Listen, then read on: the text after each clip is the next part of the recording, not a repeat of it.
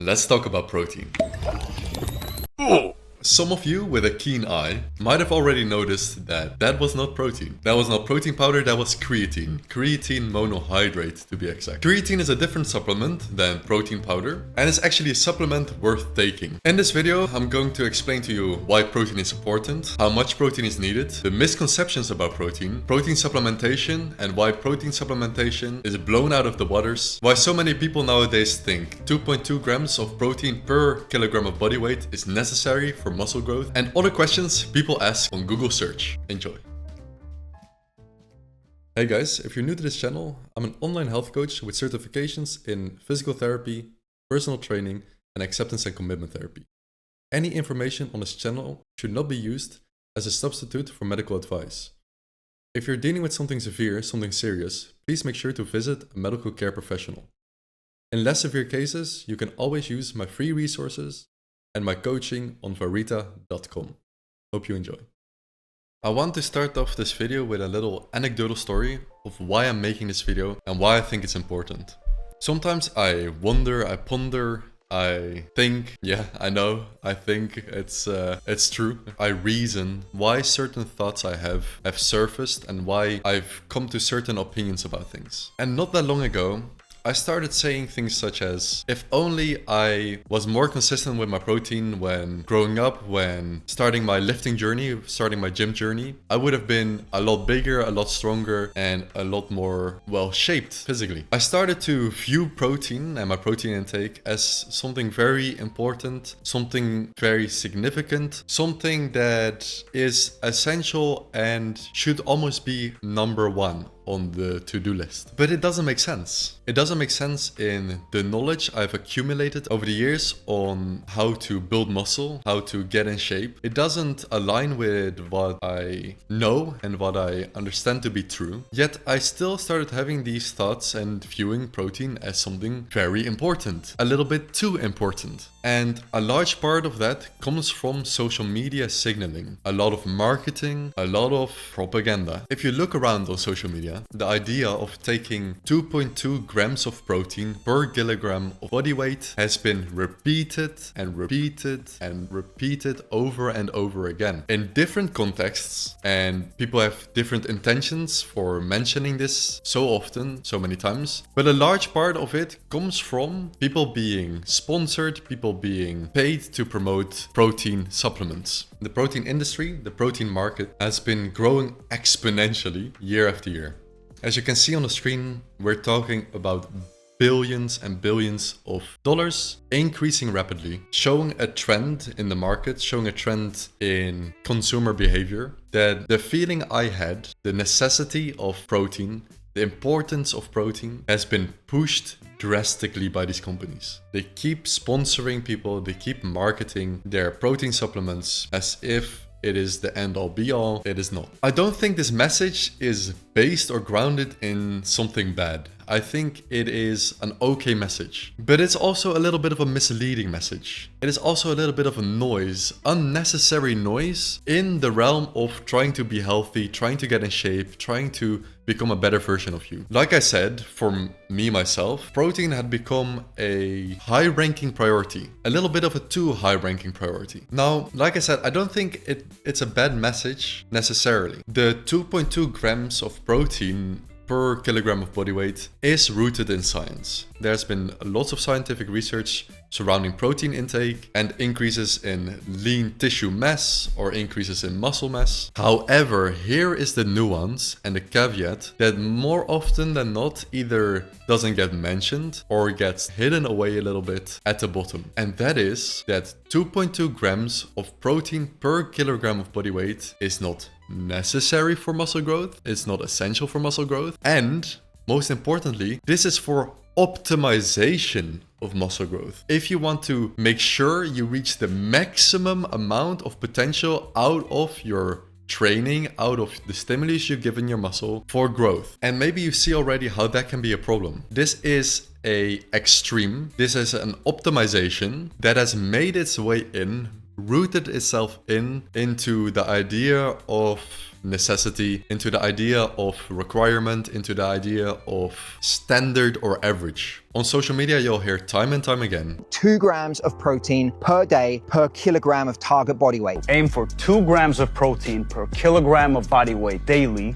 How much protein do you really need? You're going to want to eat 1.6 to 2.2 grams of protein per kilogram of body weight. Number 1, you need to eat 2 grams of protein for every kilogram of body weight. If I weigh 100 kilos, I'm aiming for 200 grams of protein. How much protein do we need? So if you want to build muscle, aka a bumba, you need about 2 grams per kilo of body weight. Okay? You need 2.2 grams of protein, or 2 grams, or whatever, somewhere close to it. And that's just not true. Now, I want to make something very clear. The research behind it does not seem to be drastically affected, drastically impacted by the protein lobby, or misrepresenting statistics, or skewing the statistics. None of that. The science behind it is fair. It seems to be legit, at least in the scientific articles I've read and I've seen. There's no big protein behind it, you know. People love to make these things sound drastic and extreme. It's not. Like there's some big conspiracy behind it. No, it's not. Scientific literature in general is quite reliable. It always tries to remove as many variables of bias, and if there is a bias, scientific literature announces this bias and their sponsor, where their money comes from, etc. So that's not the problem. It's what happens with the scientific literature afterwards. So the protein companies have weaponized, and again, I don't think it's a bad thing necessarily, but they have weaponized the scientific literature on the high end of the spectrum of saying 2 grams or around 2.2 grams of protein per kilogram of body weight is necessary, needed for muscle gain. Now, the literature is very clear that that is not the case. I want you to look with me at some of these articles, some of these meta-analyses that look at different studies comparing the amount of fat-free mass or lean tissue or muscle gained in comparison with protein intake and in comparison with resistance training. Here, for example, it states the evidence in this meta-analysis supports the hypothesis that additional protein ingestion, 1.6 grams of protein per kilogram of body weight or higher, leads to small increments in lean body mass in studies enrolling young subjects in resistance exercise training, results compared to 1.6 or below. See how it states a small increase, a significant increase, right? Don't get me wrong, but a small one. To put this in perspective, it also states a summary of the effects of additional protein ingestion on lean body mass is presented in table 2. Additional protein ingestion probably leads to a small increase in lean body mass. Based on 66 studies with moderate certainty of evidence, the change represents approximately 1.3 to 1.4 kilograms of lean mass during the intervention, compared to an average of 0.8 kilograms of lean mass in the controlled group. That's about half a kilogram of change, of difference in the controlled group versus the not controlled group. So again, it is significant, but it's very different from thinking no muscle gain versus, for example, 1.3 or 1.4 kilograms of muscle gain. No, it is either 0.8 kilograms of muscle gain versus 1.3 to 1.4 kilograms of muscle gain, right? It's still a significant difference, but it shows that it's not necessary. It's not the most important and the biggest component to gaining muscle. It is an important component, but it's blown out of the waters. Now, another study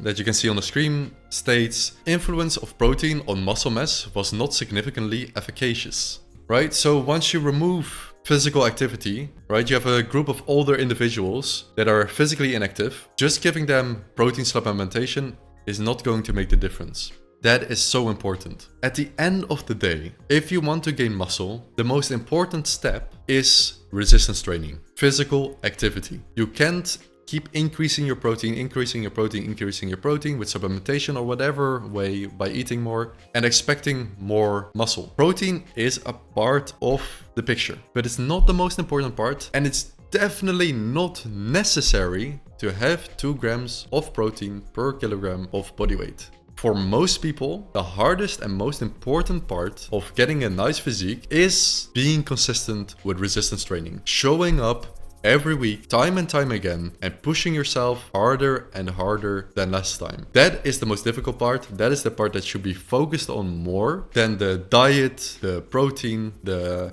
fluff on top. Now, it is argued that protein does become more important when you're trying to get lean. When you get really low in body fat percentage, it is argued that, in a calorie deficit, intake becomes more important. To support this claim, we can look at the following study conducted over 4 weeks that shows that a group with 2.4 grams of intake compared to a group of 1.2 grams of protein intake per kilogram of body weight had better lean mass gain and a greater fat loss. But how significant was it? We're talking about 4.8 kilograms of fat loss versus 3.5 kilograms of fat loss, and a fat-free mass gain of 1.2 versus a fat-free mass gain of 0.1. So yes, again, protein makes a difference.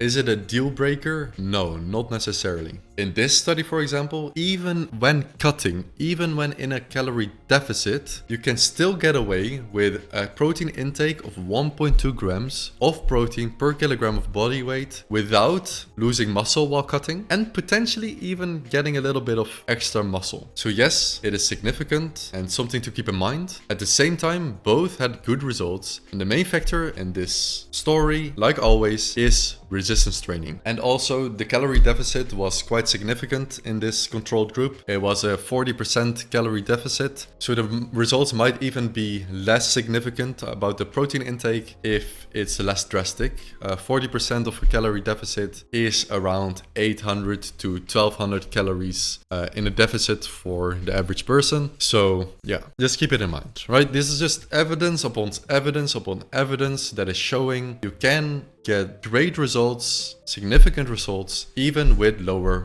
protein intakes. So if we were to visualize this information of all these studies, of all these claims, you would have a graph looking something like this, where yes, there is a correlation between protein intake and muscle gain, but it's not as drastic as people make it out to be. And it does seem to definitely flatten off the higher the intake is, and there does seem to be more of a benefit in the lower amounts. I would say try to ignore the noise. Go for a minimum of 1 gram of protein per kilogram of body weight per day. Then you're for sure getting muscle gain, 100%, as long as you're doing resistance training as well. Anything above that is nice. The higher you get, the less beneficial it becomes. So when you go towards that 2.2 grams that people are promoting so much, the benefits become more and more negligible. The benefits become smaller and smaller. Unless you are competing, don't worry about it too much. As long as you're getting at least that 1 gram and maybe preferably around the 1.6 grams, you're good. You're gonna get muscle gains if you're training hard, for sure. To add a little bit more nuance to the story, there are other factors that impact your body's bioavailability of protein, the way your body utilizes your protein. So for example, if you have a person with 1.6 grams protein intake versus a person with 2.2 grams, if person B with 2.2 grams has a horrible diet, no micronutrients, not enough hydration, then the person with 1.6 grams is going to have better gains, better results than the guy with 2.2 grams. Now, this will most likely not be the case, but it is important to understand that if you have good micronutrient intake, your body will be able to use and utilize the protein that you do consume better. Another nuance that might make a little bit of a difference is protein windows. When should you eat protein and how much protein should you eat per meal? Now again, this is about optimization,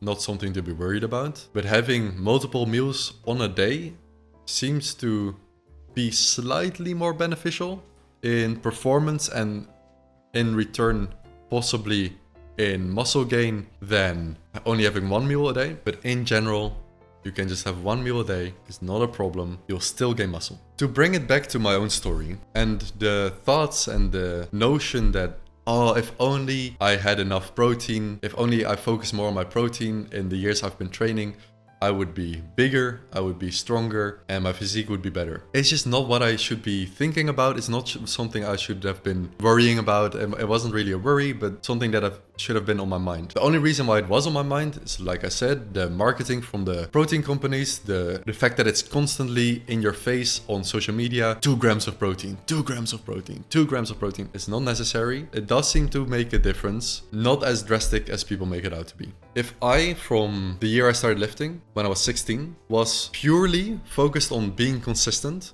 showing up to the gym every week, training hard every week, I would have made way more progress than if I went back in time and I changed my protein intake and I kept training the same way.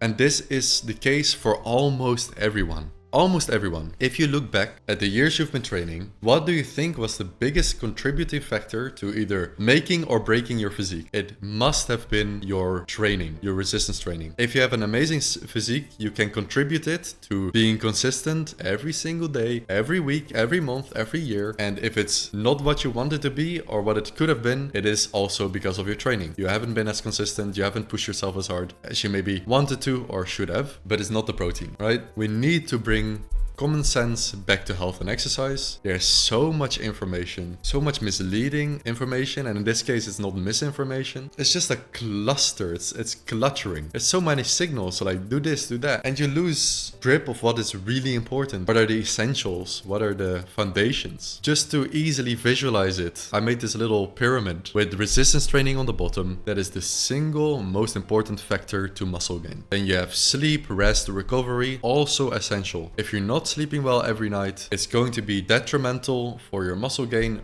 way more detrimental than protein intake. Then we have protein intake, because it does matter, as we've seen in the studies, especially if you have a very low protein intake, but it also doesn't have to be extremely high. It just doesn't have to be. You can do it if you want, but it doesn't have to. And then you have micronutrients. These are the cherry on top. It will definitely help how you feel, how you're functioning, how you're performing in the gym, etc. But it's the cherry on top. It's not completely 100% necessary, because you get them anyway in general, right? You'll get the micronutrients anyway from the stuff you're eating. It might not be optimal, right? So you can always improve on your micronutrients, but if you're eating some fruits, some veggies every day, if you're eating fish or meat or beans, whatever, you're gonna get some good micronutrients in. Now, to get back to protein, how much do we then need, Sjoerd, you might ask? So I would say aim for a minimum of 1 gram of protein per kilogram of body weight if gaining muscle is important to you. This is the bare minimum. Of course, you can still gain muscle with even lower protein intakes, but then it starts becoming a little bit more risky. Risky as in you're not 100% guaranteed to gain muscle mass, especially if you go as low as half a gram per kilogram of body weight, then you're really, it's still possible, for sure still possible, but it becomes tricky. 1 gram minimum, 1.6 to 1.8 grams per kilogram of body weight. If you want to look at optimization, this would be great. If you're around 1.6 to 1.8 grams of protein per kilogram of body weight, don't worry about anything. You're doing amazing. Anything above that is negligible. I would only ever recommend like really pushing to that 2 grams or 2.2 grams of protein per kilogram of body weight if you are competing. If you're competing in bodybuilding, if you are competing in strength sports, powerlifting, Olympic weightlifting, etc. If you are a high-performing athlete in general, I think it can be justified to push for that 2 grams or 2.2 grams. For most people, 1.6 to 1.8 is as close to optimal as you should want to be, as you have to be. Anything above that is just a waste of time. Don't worry about it. You can do it, don't worry about it. Now we're going to answer some of the Google questions. Let's see what they're asking. What is the best form of protein? You could argue that the best form of protein is the one with a complete amino acid profile. These are often seen with animal-based proteins, like meat and fish, but that doesn't mean that it matters that much. Again, if you have an incomplete protein and you combine it in your meal with other complete proteins or proteins that have those amino acids that your other source of protein doesn't have, then your body will just absorb it fine. You don't have to necessarily eat one type of protein, like a type of meat or a type of fish that has all the amino acids. You can combine these in your meal, your body will digest it. It doesn't take into account where the protein comes from. It doesn't care. It will just digest it and use it in the way it's supposed to. Now on the screen you can see some examples of protein sources you can think of. But again, don't worry too much about this. It's not going to make or break your progress. At the end of the day, exercise and resistance training is most important. Are protein shakes good for you? I mean, yes, as in they're not poisonous, they're not bad for you. They can help you gain some extra protein in if you're in a rush, in a hurry, if you don't have time to cook or whatever. Protein shakes are fine. They're just not essential, they're not necessary. Are they good for you? Yeah, in a way. Sure. Can they be replaced with other types of nutrition? Yes. Does protein help with weight loss? Protein can help with weight loss, not only by helping you build more muscle and in return making it easier to lose weight, because muscle requires energy, and the more energy your body requires, the more food you would have to consume to maintain at your body weight. So if you have a lot of muscle, then you would have to eat a lot of food if you want to stay at the same amount of body weight. Another benefit of protein is that it has the highest thermic effect of the other macronutrients. The other macronutrients like carbs or fats, protein has the highest thermic effect. This means if you're consuming protein, it requires your body more energy to process this into usable energy, into usable resources compared to carbs or fats. What fruits have the most protein? You should not be looking at fruit for protein.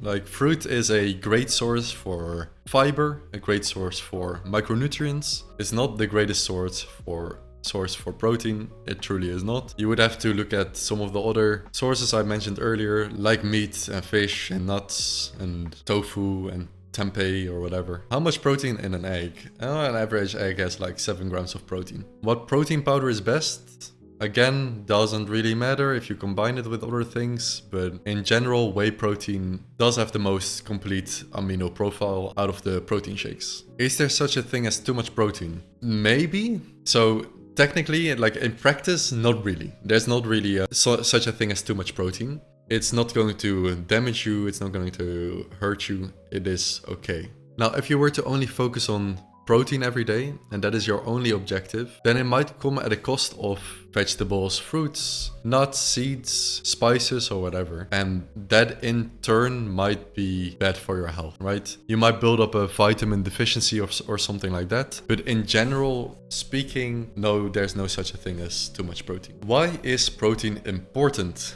Protein is important because of many reasons. First and foremost, it's one of our building blocks, research our body uses to repair, restore, and build. It's good for muscle gain, bone health, immune function, hormone regulation, enzyme production, transport and storage, energy source, satiety and weight management. There are so many reasons for why protein is important, and these are just some of them. I hope you enjoyed watching this video.